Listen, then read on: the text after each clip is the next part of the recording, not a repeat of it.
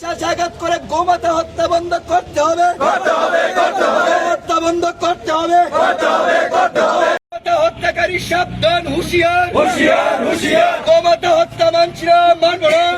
মনিদর মানছি না, মানব না। হত্যা মানছি না, মানব না। সেই ঈদে আমাদের হাজার হাজার গোমাতাকে ওরা জবাই করা হয়। এই গোমাতা হচ্ছে আমরা মা হিসাবে পূজা করি।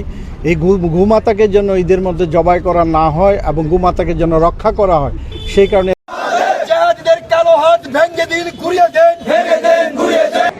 মাননীয় এমএলএ তফাজ্জল হোসেন সাহেব বিগত 25 বছর ধরে যেটা কোথাও হয়নি, আমরা কোথাও দেখিনি, আজকে এই বাজারে বক্সনগরে আমরা দেখলাম যে রেসপেক্টেড তফাজ্জল হোসেন সাহেব যেটা করেছেন এটা নজিরবিহীন।